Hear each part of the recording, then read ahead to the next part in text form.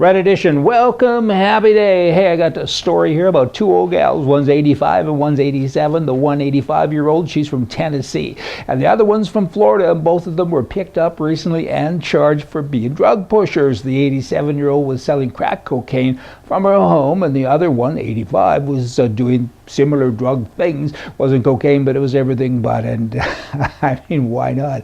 Entrepreneurship knows no bounds. The good news is they were both charged. I think I said that. And the better news is they've both actually gone to jail, and that's a darn good thing. That's where they belong.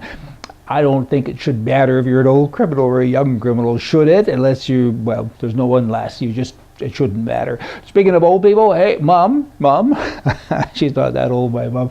My mom doesn't know she's 85. We haven't told her yet, but I did think of her the other day.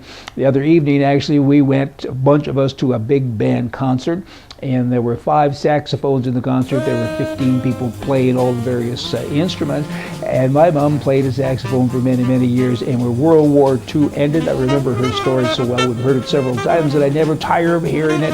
She said the night that the war was announced that it was over, she was playing at a dance, and they danced all night long. It was such a celebration, and she was playing the saxophone, so it kind of made me think of her. There you go. Talking about old women going to jail for selling drugs, and then a lady that just happens to be older and doesn't know it yet in a band. Have you got that? There's no connection at all, but just share it with you. Give us back our privacy. I'm on to another topic now. This would be in everywhere in the world, pretty much. There's 100 global organizations now that have signed to stand against government surveillance, and here's what they call themselves. This is a mouthful. Are you ready? International Principles on the Application of Human Rights to Communication Surveillance. I don't think I can write all that down. It's hard enough saying it.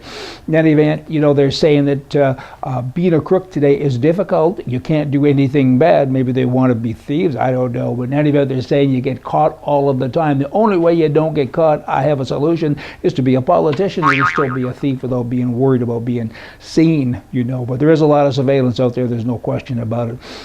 Let's see, in Florida, here's a young man, I guess he's 18 years old. He was a thief. He was stealing things a lot, and one night they caught him, and he was burglarizing a house, and they chased him down the road, and he assaulted a woman somehow or another, between the police chasing him out of that house over to a swamp where he was running to, and then he assaulted the woman. He ran through the swamp. The police dog that was with the police officer, long story, chased him into the swamp. And then the young man, tried to drown the dog, the police dog. Wasn't a very smart thing to do. And now the police dog is at the SPCA recovering, and the young man is in jail. And I'm sure everyone will live happily ever after. Air Canada. Now we're on to another topic. We're talking about airplanes in Canada. Recently I flew them. It was, I had a moment of weakness maybe, because I don't like to fly them that much, because their motto is we're only happy when you're not. But I did get an online ticket, and check this out. Might be too small a print for you to see, but the first print is in French. That just annoys the bejeebers out of me. I mean, do I look French? Do I sound French? I mean, most of the population in Canada is not French. All the French people live in Quebec. I don't live in Quebec. Why would you send me something in French? Air Canada, press 1 for English. You press it, and then they talk to you in French anyway. Is there a brainwashing agenda going on here or something? Wow. Here's a judge that recently dismissed a lawsuit against an online gun marketplace. The website, or the domain name, is Armslist.com. That's what it is. A man went online and he bought a firearm, and then he went out and he did a bad thing with it. He shot another man 12 times in a parking lot in Chicago. Where else?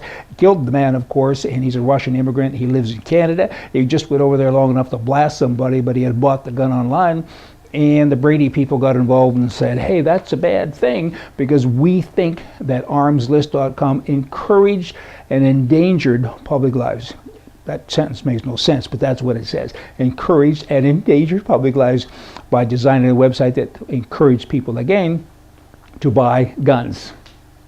Kind of a stretch there, don't you think? Oh, boy. Okay. Moment of silence after all that Brady stuff. Hey, let me end the day with this, though. I didn't make it to the gym today. That makes 5 years in a row. Y'all come back tomorrow. We'll get more for you from the right. See ya.